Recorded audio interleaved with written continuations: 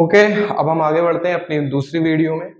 तो प्रश्नावली 1.1 है, कह रहा है निम्नलिखित संख्याओं को अभाज्य गुणनखंडों के गुणनफल के रूप में व्यक्त कीजिए। तो हमने पहले 4 सवाल लिख लिए हुए हैं, 945, 140, 156 और एक 650। तो सबसे पहले क्या करेंगे, 945 का हमको निकालना है। क्या निकालना है? अभाज्य गुणनखंडों के गुणनफल के रूप में हमको इसको लिखना है। ठीक है, तो सबसे पहले क्या करेंगे, 945 को हम क्या करेंगे, 945 का लासा निकाल लेंगे। देखिए 3 से ये संख्या कट जाएगी, 3 त्रिक 9 और 3 एकन्नम 3, 3 बचे 15। ठीक है, अब ये संख्या देखते हैं, 3 से कटती है नहीं, 5 3 8 3 से कट जाएगी, 3 एकन्नम 3 0 और 3 बचे 15। ठीक है, अब ये फिर से 3 से कट जाएगी, 3 त्रिक 9, 3 बचे 15। उसके बाद देखिए 5 आ गया लास्ट में और ये 3 है, तो 35 3 के पहाड़े में तो आता नहीं है, तो किस में आएगा, 5 के टेबल में आएगा, 5 के पहाड़े में। तो 5 से करते हैं, 5 सत्ते 35, 7 एकन्नम में 7।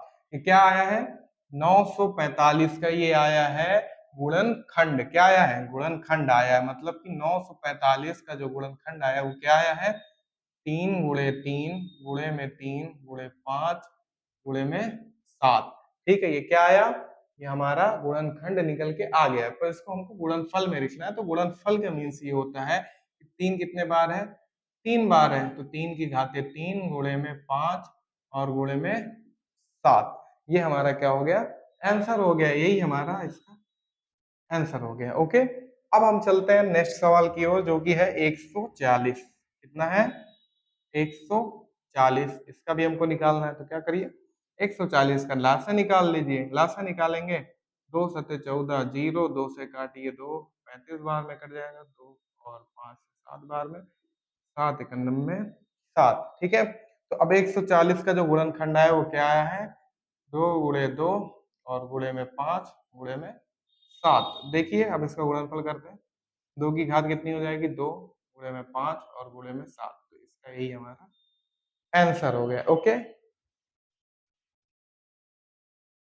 अब देखिए अगला हमारा है 156।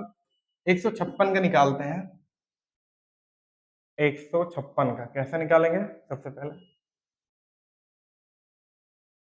सवाल को लिख लेते हैं। 156, 156 का आप इधर आराम से लासा निकाल लीजिए। कॉपी में आपको ये जो लासा निकालते हैं इसको नहीं लिखना, सिर्फ और सिर्फ जैसे हमने सॉल्व किया वैसे करना। ठीक है, 2 से 2 सत्ते 14, 2 2 16। ओके, 2 से ये कटेगा 39 बार में। अब देखिए 39 किससे कटता है, 3 से कट जाएगा, 3 से 13 बार में और 13 एकन्नम में 13। तो 156 का जो गुणनखंड आया वो क्या आया, 2 गुणे 2 गुणे में 3 और गुणे में 13। ठीक है, गुणे में क्या है, 13, 13 ते 39, 39 दूनी 56, करेक्ट। अब देखिए इसके गुणनफल में करेंगे तो क्या होगा, 2 की घात 2 हो जाएगा, गुणे में 3 गुणे में 13। यही आपका आंसर। ओके, अगला क्वेश्चन 650। ठीक है, नोट डाउन कर लीजिए इसको। 650 है, 650 का निकालेंगे, सेम वही तरीका।